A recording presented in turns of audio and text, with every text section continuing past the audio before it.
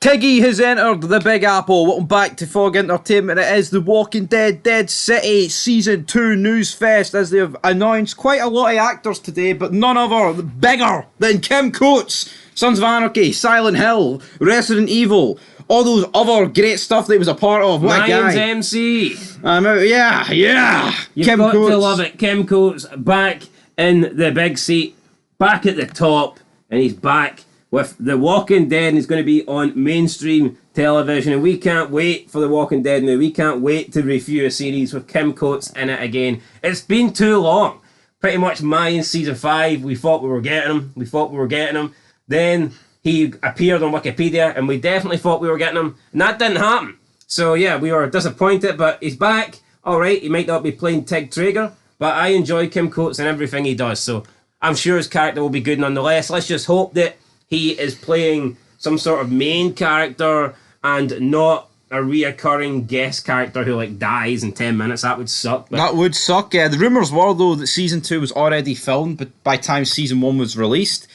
And I think that was due to COVID regulations and restrictions and all that good stuff. So I'm going to go out on a limb here and say that's why Kim Coates probably wasn't in Season 5 of The Mayans, because he was too busy filming this. And you may be wondering, why would he choose this dead shitty spin-off than The Mayans, the SOA spin-off? Because it looks like in this he's actually been given a proper role. Yes, Tig is a great character, and if they actually wanted to do it right, he could have had such a better role in The Mayans. But here, he will play the role of Bruegel, the leader of one of the fiercest gangs in New York City, who is more manipulative and intelligent than we might have ever assumed.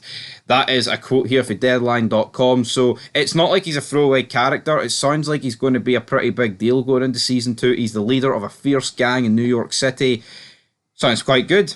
True, but I mean, we've already seen that in these Walking Dead spin-offs, you can be the leader of the main antagonist group and you barely get any screen time. We look at Beale and The Ones Who Live, General Beale, Major Beale, pretty much got no screen time till the final episode. You look at some of the other characters, even in Dead City, yeah, they were the main antagonists, but they just didn't get that much screen time. You look at the Daryl Dixon show, the main antagonist didn't exactly get a load of screen time.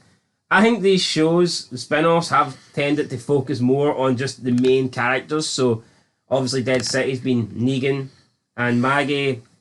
Daryl Dixon's been Daryl. Probably will be Carol in Season 2.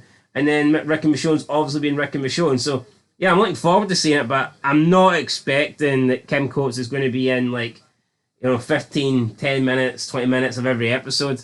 As much as I hope he is, I don't think we're going to see that much of him, despite having a pretty important role, just based on what we've seen so far with the spin-offs. Yeah, you look at Dead City, I mean, it seemed like the only real group in New York was the Croats group, and then it turned out he wasn't even the leader of that. Then you look at I can't even remember what they were called, the people that were eating rats, the old woman, the girlfriend and boyfriend that died in the sewers with Negan and Maggie. It seemed like they were literally the only people in New York, in New York City, because let's bear in mind, New York City is, I mean, it's not small, it's massive, but it is just a city. It's not the state we're talking about here. We're talking about New York City. How many gangs can really be roaming about New York? But you look the way Season 1 ended. Does it really look like they're going to be introducing this big new gang? I'm glad Kim Coates is in it. It's definitely piqued my interest in the show, because without him, I'd be like, it's looking like the weakest spin-off for the lot. And also, Rick and Michonne's done. So it's between this and Daryl Dixon. But I would say Kim Coates pushes this into the lead of my interest. Yeah, no, I'm definitely looking forward to this series now, just purely because of Kim Coates is in it. I think when the three shows were announced, I believe that the Rick one wasn't announced straight away. I think that was going to be a movie. They announced the other two, and I was always looking forward to Dead City more than I was Daryl Dixon.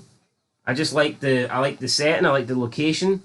I like the dynamic of Maggie and Negan better than I did just Daryl Dixon, who I think is personally pretty boring and struggles to be the main character because he doesn't exactly say much.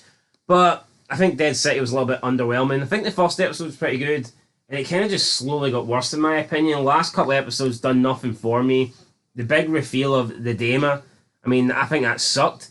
The Croat, I was kind of interested to see what direction they went with him, and it turns out he's just he's essentially muscle. Really, he's just a Bit of muscle. He's a guy that's muscle, but he's built like an Ethiopian, so it's not. He's It's a not muscle with no muscles. But we also did get to see Trevor as well, which was pretty cool. Stephen Hogg. Salmon. So yeah, I mean, like, wasn't the greatest, but hopefully season 2 will be better, and hopefully Kim Coates plays a big role in that, big part in that. I would say Negan and Kim Coates' character. I mean, if they do not have these two play off each other in a comedic standpoint, they're seriously letting the side down here. Kim Coates is a very funny guy. So is Jeffrey Dean Morgan. I'm sure. There's potential for some really good dialogue, I think, and scenes in this series. Yeah, but you touched on it. It's just something that doesn't work with Daryl. Daryl is dry as fucking sandpaper. I'm sorry. Dry in the Sahara Desert. In the early seasons, he was much better. See, like the first 2 seasons, I think like Daryl's humor was all right. It wasn't perfect, but I actually think the dryness worked. See, like 20 years into an apocalypse, and this guy's still walking around clinically fucking depressed. It's just not for me. It's not. How can a guy, right, that's so boring and so dry be the lead in a show? I think to be the lead, especially in a spin-off, you need to have something about you. What does Daryl have about him apart from his crossbow? I've never really understood the massive Daryl interest, to be honest. But it is what it is. Is it because Daryl is one of the few survivors? I don't know. I think people started taking to him more the longer the show went on. Yeah, which could. It's not really. I wouldn't say it was necessarily a case of, from the very beginning, people loved Daryl. I think it was more of a case of, by the time I thought Daryl stopped being interesting, people started being like, oh, he's got the crossbow, he's great. I mean, who cares? He walks about the forest with his crossbow, shooting things. I mean, that's not that entertaining. It's not, but what could be entertaining is the other stars that have been announced. So I'm going to butcher all these people's names, but I'm going to read them all out, and you let me know if you recognise any of them, alright? Will do. Gaius Charles. I'm going to have to go and say no on that, Ian. Mahina Napoleon. Say that name again? Mahina Napoleon. Now, we all know Napoleon, but it's not Napoleon, so...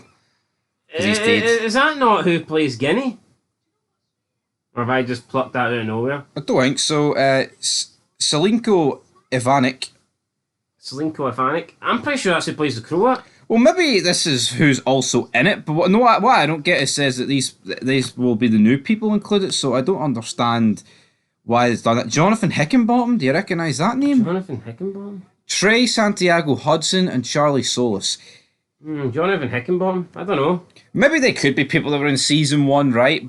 But it sounds like they would introduce these names almost as if like they're a part of Kim Coates' group.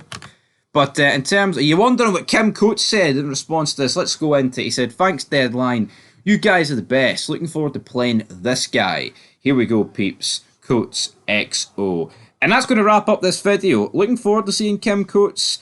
But yeah, I hope it is a serious role. I hope he's not just introduced as like a bad guy for an episode. We see him for 10 minutes and he's killed. I would like to see him throughout the season.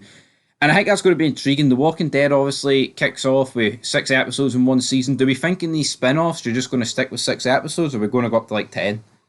I think they'll stick to 6. I think if it's not broken, don't fix it. I mean, yeah, you could go up to 10, but the way I see it is the first seasons, they did feel like, I felt they were drawn out a wee bit. I'm not looking at the first season of this and the first season of Daryl Dixon thinking, wow, they needed more episodes. The Rick one, I think, yes. I think the Rick one was kind of they crammed everything in to try and get through as much as possible. But I think in Dead City, like I do think the pacing dropped off big time. And I believe that if they do even more episodes, then the pacing would probably get even worse. So, no, I think 6 episodes is fine. Yeah, I think 6 episodes Quality is over fine. quantity for me. As long as the 6 episodes are good, nobody will care. Give us 6 good episodes, we'll be happy.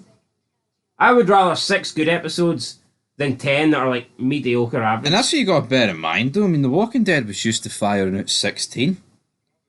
I mean, the drop down to 6 is a massive decrease. I don't think some people realise how long 10 episodes takes to make. Yeah, but I think now the fact that they're doing less, you're expecting better quality. We should be getting better quality. No, you should, absolutely. Hopefully but we do get better quality. I mean, looking at the spin-offs, I just don't think the quality's really been there. I mean, I think the Rick one delivered initially, but after went downhill, guys. But can Kim Coates deliver with the quality? I mean, the guy's like 66, but he still looks the part. He looks like a 66-year-old that could kick your ass. So I can buy him as a leader. Yeah, Kim Coates is weird. He doesn't really come. I don't really think of Kim Coates as an old guy, like a 66-year-old. I just think of Kim Coates as like an older guy, you know, like someone who's maybe in his 40s, 50s. Yeah. He doesn't strike me, and I think he can still play that role pretty well. So, yeah, no, I'm happy to see Kim Coates. I'm not gonna. I don't view him as some like old fragile guy. Fragile guy. To me, he's someone more than capable of handling himself. So we'll see what kind of character he has in this show. But that's good, it. That's good, it, guys. Season 2, Dead City, coming to you very soon. But until then, peace.